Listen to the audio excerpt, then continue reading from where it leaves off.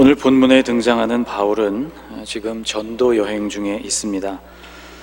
사도 바울은 바나바와 함께 최초의 이방인 교회 공동체라고 부를 수 있는 수리아의 안디옥 교회를 섬기게 되었는데, 바울 일행의 이 전도 여행은 바로 이 안디옥 교회의 파송과 중보를 통해서 이루어졌습니다. 공동체의 파송을 받은 바나바와 바울은 이방 지역의 복음을 전하는 그 사역을 본격적으로 감당했던 사람들이죠. 하나님께서 바울이라는 특별한 그릇을 택하시고 그를 부르신 목적이 드디어 본격적으로 시작되는 시점이었다고 말할 수 있습니다. 그 첫 번째 전도 여행에서 바울은 소아시아의 남쪽, 곧 지금의 터키 남부에 해당하는 지역, 바울 당시로 본다면 로마가 다스리는 갈라디아 주에 해당되는 지역에서 선교를 감당했습니다. 두 번째 전도 여행에서는 더 범위를 넓혀서 소아시아 곳곳에 복음을 전하려고 계획을 했죠. 그런데 소아시아 어디에서도 복음을 전할 기회를 얻을 수가 없었습니다. 성령님이 계속해서 바울의 계획을 막으셨기 때문이죠. 결국 이동의 이동을 거듭한 일행은 서쪽 끄트머리에 있었던 드로아라는 도시까지 흘러가게 됩니다. 이곳에서 바울이 환상을 보게 되는데, 바다 건너편에 있었던 마게도냐 주에 사는 사람 하나가 그의 환상에 나타나서 그에게 손짓을 하면서 바다를 건너와서 우리를 도와달라는 그런 내용의 환상이었습니다. 이것이 하나님의 부르심이자 또 인도하심이라고 확신했던 바울은 즉시 바다를 건널 준비를 하게 됐고, 이렇게 해서 복음은 아시아를 넘어서 유럽으로 전파될 수가 있었습니다. 바울은 마게도냐주의 첫 번째 방문지 빌립보라는 도시를 시작으로 오늘날의 그리스 지역을 아래쪽으로 쭉 훑어가면서 복음을 전했습니다. 그 여정을 간략하게 따라가 보면 빌립보, 그리고 암비볼리와 아볼로니아라는 지역, 또 데살로니가라는 곳, 그리고 신사적인 사람들, 하나님의 말씀을 깊이 묵상하는 사람들이 있었던 베레아라는 지역, 그리고 오늘날 아테네라고 불리는 아덴이라는 지역, 그리고 그 남쪽에 있는 고린도와 겐그레아에 이르는 여정이었습니다. 다음 달 9월에 우리 교회에서 이루어지는 성지순례에서 우리도 바울처럼 에게해를 건너서 남쪽 겐그레아로부터 거꾸로 북쪽으로 거슬러 올라가면서 복음 전파의 자취들을 살펴보게 될 예정입니다. 아테네에서 전도했던 바울은 오늘 본문에 의하면 고린도로 내려왔다고 했습니다. 아테네에서 회심자가 있기는 했지만 거기서 바울은 적지 않은 충격과 어려움도 겪었습니다. 그것은 물리적인 핍박에서부터 오는 어려움이었다기보다는 아덴에 가득했던 신상들과 또 그 신전들이 갖고 있었던 견고한 이방 종교의 영향력, 그리고 그곳에 살아가고 있었던 사람들의 마음을 사로잡고 있었던 종교와 철학의 견고한 장벽으로 인한 것이었습니다. 사도행전을 읽어보면 아덴 사람들이 바울을 데려가서 기독교 복음을 변론하도록 했던 장소가 아레오바고였다고 기록하고 있는데요, 높은 언덕으로 이루어진 이곳 아레오바고에서는 그 언덕 사방으로 펼쳐져 있는 수많은 신전들이 한눈에 들어오는 장소입니다. 아테네라는 이름부터가 그리스도인들이 섬기던 전쟁의 신 아테나에서부터 온 그런 지명이었죠. 바울이 받았던 영적인 압박이 보통이 아니었을 것입니다. 어려움은 그것만이 아니었고, 바울이 아덴에서 사역할 때 그를 도와주고 그와 함께 했던 동역자들이 아직 북쪽 지방이었던 마게도냐주에 머물고 있었습니다. 홀로 힘들게 아덴에서의 복음 전파를 마친 바울은 이제 사역지를 옮겨서 더 남쪽으로 내려와서 고린도라는 지역에 이르게 됩니다. 고린도에서 바울은 안식일마다 강론하면서 복음을 전했는데 그 주요한 장소는 회당이었다고 오늘 4절이 증언하고 있습니다. 안식일마다 바울이 회당에서 강론하고 유대인과 헬라인을 권면하니라. 회당이라는 곳은 안식일에 유대인들이 모이는 장소였죠. 복음을 전파하기에 그래서 아주 요긴하고 또 중요한 장소였습니다. 이 4절 끝부분을 보면 바울이 고린도에서 얻고 싶었던 회심자가 누구였는지를 알 수 있습니다. 바울이 원했던 것은 유대인들과 헬라인의 회심이었다는 것을 알 수 있죠. 고린도에 바울이 내려왔을 때 마침 윗지방이었던 마게도냐에 남아서 사역하던 실라와 디모데라는 사역자가 고린도로 내려와 합류하게 되면서 바울의 선교 사역에는 더욱 힘이 실렸습니다. 5절이 이렇게 이어집니다. 같이 읽어볼까요? 실라와 디모데가 마게도냐로부터 내려오매 바울이 하나님의 말씀에 붙잡혀 유대인들에게 예수는 그리스도라 밝히 증언하니. 바울이 하나님의 말씀에 붙잡혔다고 기록하고 있습니다. 그 말씀의 능력에 사로잡혀서 바울은 유대인들에게 복음의 핵심을 전했던 것이죠. 복음의 핵심, 바로 예수께서 그들이 기다려오던 그리스도, 메시아라는 진리였습니다. 그런데 이곳 고린도에서 유대인들의 반발이 만만치 않았습니다. 그들은 바울을 비방하고 조롱했죠. 마게도냐와 아가야주, 오늘날의 그리스 땅에 해당되는 이 지역에서 복음을 전하는 동안 바울은 계속해서 지쳐갔습니다. 전도 여행이 길어지면서 육체적인 피로도 누적됐을 것이고, 또 가는 곳마다 바울을 따라다니던 박해, 특히 유대인들의 방해와 조롱이 그치지 않았기 때문에 바울은 매우 힘들었을 것입니다. 오늘 본문에서 바울은 드디어 옷의 먼지를 떨어버리게 됩니다. 6절이 이렇게 이어집니다. 그들이 대적하여 비방하거늘 바울이 옷을 털면서 이르되 너희 피가 너희 머리로 돌아갈 것이요 나는 깨끗하니라. 이후에는 이방인에게로 가리라. 옷의 먼지를 떨어버리는 행위에 대해서 이전에 여러분과 함께 나눈 일이 있습니다. 장차 임하게 될 심판에 대한 책임을 그 상대방에게 전가시키는 행위라고 했죠.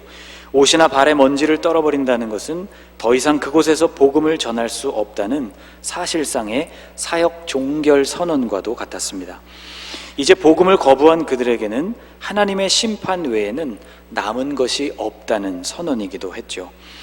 이방인의 사도로 부름을 받았지만 그럼에도 불구하고 바울이 간절히 원하고 있었던 것은 자신과 같은 민족, 곧 유대인들의 구원이었습니다. 바울은 로마에 보내는 편지에서 이렇게 고백하고 있죠. 나의 형제, 곧 골육의 친척을 위하여 내 자신이 저주를 받아 그리스도에게서 끊어질지라도 원하는 바로라. 이 편지에서 바울은 유대인들의 구원을 위해서라면 자신이 그리스도에게서부터 끊어져도 좋다는 매우 애끓고 극단적인 고백을 하고 있습니다. 로마서가 기록된 시기는 흔히 사도 바울의 세 번째 전도 여행이었다고 알려져 있습니다. 오늘 본문에 등장하는 바울보다는 시대적으로 몇 년 후의 바울에 의해서 기록된 편지였죠. 그런데 이 편지가 기록된 그 장소가 지금 바울이 머물고 있었던 장소와 꼭 같은 고린도였다고 학자들은 추정합니다. 그러니까 이 고린도라는 장소는 바울에게 있어서는 동족들의 구원에 대하여서 좌절을 경험했던 도시였던 동시에 그들을 향해 여전히 바울의 가슴이 뜨겁다는 것을 알게 해주는 그런 특별한 도시였던 셈이죠. 어쨌든 오늘 본문의 바울은 더 이상 그곳에서 복음을 전할 마음이 남아있지 않았습니다. 옷의 먼지를 털어버린 바울은 숙소까지 옮겼다고 오늘 본문이 증언하고 있죠. 그런데 그가 그 다음으로 얻게 되었던 숙소가 조금 의외입니다. 그가 옮겨간 곳은 디도 유수도라는 사람의 집이었는데 이 집이 공교롭게도 회당 옆에 있는 집이었습니다. 7절에 이렇게 기록하고 있죠. 거기서 옮겨 하나님을 경외하는 디도 유수도라 하는 사람의 집에 들어가니 그 집은 회당 옆이라. 우연의 일치인지 아니면 하나님의 인도하심인지 당시에는 잘 몰랐지만 복음을 거부하는 유대인들을 벗어나서 새롭게 얻은 숙소가 회당 옆이었다는 것이 참 아이러니합니다. 그리고 이어서 더 놀라운 일이 바울에게 일어나게 됩니다. 그 회당을 관리하는 회당장이었던 그리스보라는 사람이 갑자기 회심하게 된 것이죠. 8절이 이렇게 이어집니다. 같이 한번 읽어볼까요?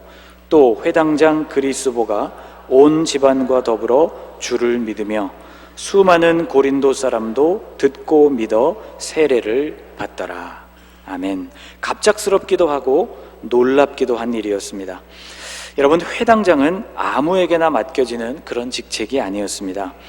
아르키 쉬나고고스라고 불리는 이 회당장의 직임은 회당을 책임지는 사람이라는 뜻이었습니다.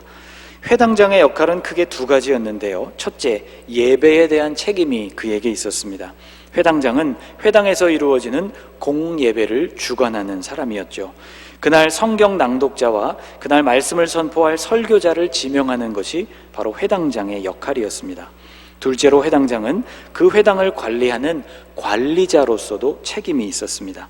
회당의 건물, 그리고 회당 안에 있었던 기물들, 그리고 회당에서 가장 중요하다고 볼 수 있는 회당에 보관되던 두루마리 성경의 관리를 총괄하고 책임지는 역할이었죠. 결국 유대교 신앙을 전수하고 또 그것을 보존하는 일에 매우 중요한 책임이 있는 사람이 바로 회당장이었다고 말할 수 있습니다. 이런 사람이 회심하게 되었다는 것은 바울로서도 또 고린도 지역으로서도 놀랄 만한 일이었죠.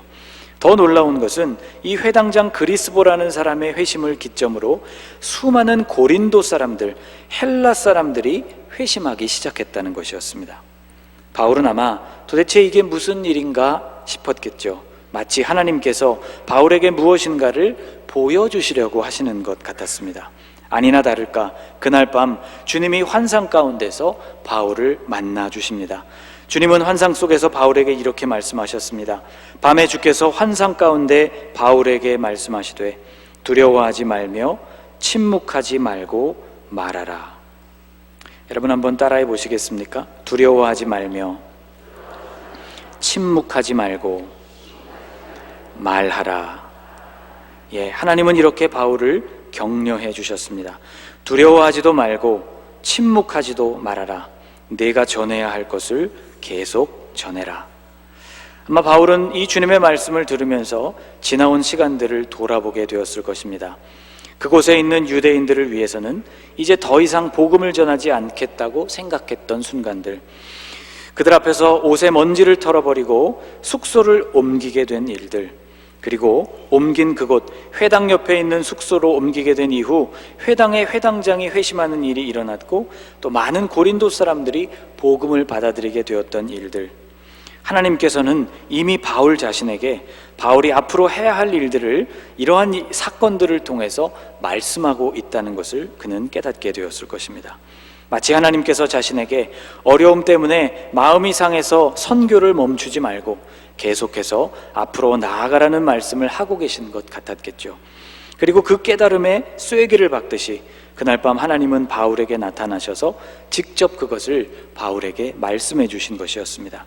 주님은 이어서 이렇게 말씀하셨습니다. 내가 너와 함께 있음에 어떤 사람도 너를 대적하여 해롭게 할 자가 없을 것이니 이는 이 성중에 내 백성이 많음이라 하시더라.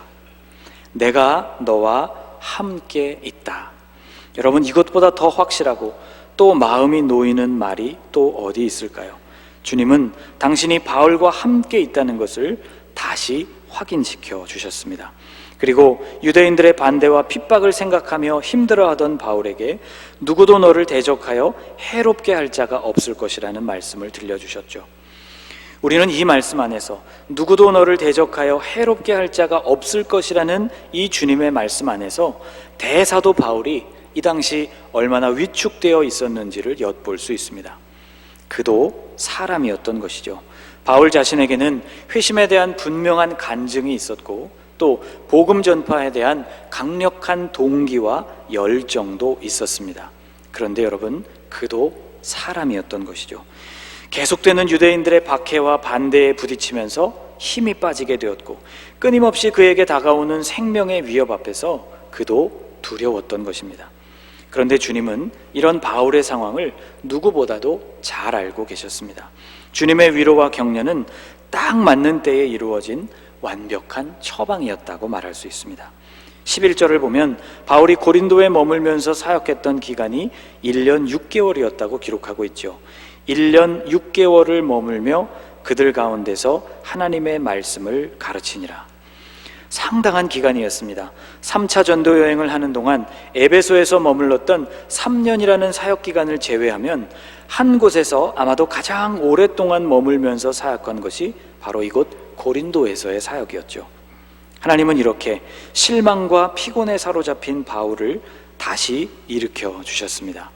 주님께서 바울에게 나타나셔서 그를 격려하실 때 주님은 이런 말씀을 들려주셨죠. 그곳 고린도에 당신의 백성이 아직도 많다는 말씀이었습니다.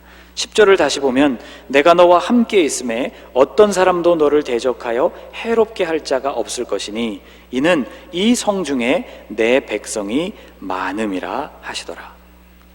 실망이 가득했던 고린도, 옷의 먼지를 털어버리고 이제 더는 복음을 전파하지 않겠다고 결심했던 그 고린도라는 곳에 바울이 더 머물러야 했던 이유는 아직도 그곳에 주님의 백성들이 많았기 때문입니다.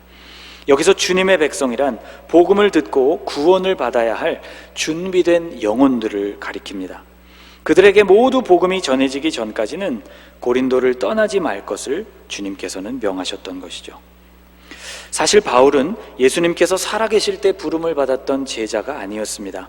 그런데 그를 통해서 이루어진 사역들을 사도행전에서 읽어보면 주님께서 생전에 말씀하셨던 모든 말씀들이 바울이라는 사람을 통해 성취되고 있음을 보게 됩니다.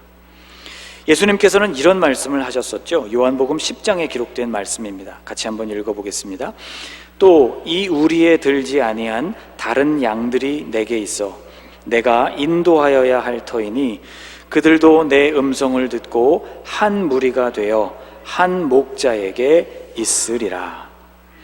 요한복음 10장에서 예수님은 양과 목자의 관계를 말씀하시면서 당신께서 양들의 목자, 선한 목자가 되신다고 말씀해 주셨습니다. 양들을 임시로 관리하는 사꾼들은 이리 때가 나타나면 양떼를 버리고 도망하지만 당신은 그 양떼들과 끝까지 함께 하시고 또 그들을 위하여 생명을 내어주시는 선한 목자라고 말씀해 주셨죠. 주님은 양들에게 당신의 생명을 내어주시고 그들로 하여금 그 생명을 더 풍성하게 누리게 하기 위해서 이 땅에 오셨다고 말씀해 주셨습니다. 그런데 주님이 이런 말씀을 하시고는 공생애를 마치고 온전히 이 땅에서 떠나게 되셨죠. 그것이 이루어지는 방법으로 주님은 당신의 죽음을 말씀하셨습니다. 나는 양을 위하여 목숨을 버리노라 라고 말씀하시고 그 말씀 그대로 주님은 죽으시고 부활하셔서 이 땅을 떠나게 되셨습니다. 그리고 곧바로 26절의 말씀, 이 우리에 들지 아니한 다른 양들도 내게 있는데 그들을 내가 인도하여야 할 터인데 그들도 나의 음성을 듣고 한 무리, 한 공동체가 되어서 한 목자에게 있게 될 것이다. 주님께서 이미 만나셨고 품으셨던 양들, 곧 주님께서 공생애 동안 만나고 구원하신 영혼들 외에도 다른 양들이 많다는 말씀이었습니다. 주님은 그들을 다 품지 못하고 그들을 한 공동체 안으로 부르시지 못한 채 하늘로 승천하셨던 것이죠. 그러니까 주님은 이 우리에 들지 아니한 다른 양들, 곧 아직 예수님을 그리스도로 영접하지 않은 유대인들과 더 나아가서는 아직 복음을 듣지 못한 이방 지역에 있는 그 사람들도 주님께로 이끌어 들이시겠다고 약속해 주신 말씀이었습니다. 바로 이 약속의 말씀이 주님의 말씀을 듣고 복음을 전하는 제자들, 그들을 통해서 이루어지게 될 주님의 예언이었던 것이죠. 주님은 멀리 있는 그들도 나의 양이라고 말씀하셨습니다. 그들도 당신의 음성을 들어야 한다고, 그래서 당신의 양떼들과 한 무리가 되어야 한다고, 그리고 그때가 반드시 오게 될 것이라고 말씀하셨던 것이죠. 이 말씀은 제자들을 통해 그리고 바울이라는 사람을 통해서도 오늘 본문에서 완벽하게 성취되어 가고 있었습니다. 바울은 주님의 말씀을 현실로 이루어낸 사람이었다고 말할 수 있죠. 여러분, 주님께서 우리에게 명하신 일들을 우리가 감당하다 보면 우리도 바울처럼 다양한 경험, 다양한 날들을 만나게 됩니다. 실망하는 날도 있고 희망이 생기는 날도 있습니다. 고난으로 인해서 지치고 힘들어지는 날도 있고 하나님의 응답으로 인해서 감사한 날들도 있죠. 그런데 여러분, 그 모든 상황 속에서 승리하는 사람이 누구인가 하면 그 상황 자체를 의지하는 사람이 아니라 그 상황 속에서 자신을 이끌고 계시는 주님을 의지하는 사람입니다. 주님께서 여전히 나를 이끌고 계시다는 것을 발견하는 사람, 그것을 깨닫고 그 믿음의 확신 위에 서는 사람인 것이죠. 여러분, 우리가 어떻게 여전히 주님께서 우리를 이끌고 계시다는 것을 알 수 있을까요? 그것은 바로 바울이 경험한 것과 같은 주님의 위로와 주님의 격려를 통해서입니다. 주님의 말씀이 우리 안에 임하게 될 때 우리가 경험하게 되는 말씀으로 말미암은 위로와 격려를 통해서입니다. 그것은 가장 필요할 때, 가장 절실할 때 정확하게 우리에게 찾아온다고 말할 수 있습니다. 마치 고린도를 포기하려던 바울에게 회당장의 회심을 선물처럼 안겨주시고 고린도인들의 회심이 뒤이어 나타나게 되고 그날 밤 바울에게 주님이 직접 나타나신 것과 같습니다. 그 성중에, 그 고린도 안에 아직도 구원받아야 할 사람들이 많이 있다는 주님의 말씀은 힘 빠지고 지쳐있는 바울이 새롭게 힘을 내어서 복음 전파 사역을 계속 이어갈 수 있도록 만들기에 충분한 도전이자 위로였습니다. 사랑하는 여러분, 우리가 포기하는 순간에도 주님은 포기하지 않으십니다. 주님은 오늘 우리를 통해 이루어 주실 그 놀라운 일들이 계속해서 이루어지도록 우리를 이끌고 계십니다. 지친 우리에게 오셔서 우리를 위로하실 뿐만 아니라 우리가 내려놓은 그 사명을 새롭게 붙들 수 있도록 우리와 함께 해주시는 분이시죠. 우리가 서 있어야 할 자리가 어딘지를 다시 보게 해주시는 분. 여러분, 가을로 가고 있는 이 시간 속에서 여러분과 저에게 이렇게 찾아오시는 주님을 우리가 매일 경험하실 수 있게 되시기를 주님의 이름으로 축복합니다. 기도하겠습니다. 오랜 피로와 유대인들의 박해로 옷의 먼지를 털어버리고 거처를 옮긴 바울에게 다시 새 힘을 허락하신 하나님 아버지, 주님은 오늘도 지쳐있는 우리에게 다가오셔서 우리를 어루만지시고 당신이 여기 함께 계시다는 것을 보여주시며 우리가 갈 길을 다시 보여주시는 분이십니다. 우리와 함께 해주셔서 하나님 감사합니다. 깨지고 넘어지기 쉬운 우리의 인생길에서 우리가 계속 주님을 붙들 수 있도록 우리의 손을 붙잡아 주시고 우리가 가야 할 그 길 위에 다시 굳건하게 설 수 있도록 우리를 강건케 하옵소서. 예수님의 이름으로 기도하옵나이다. 아멘.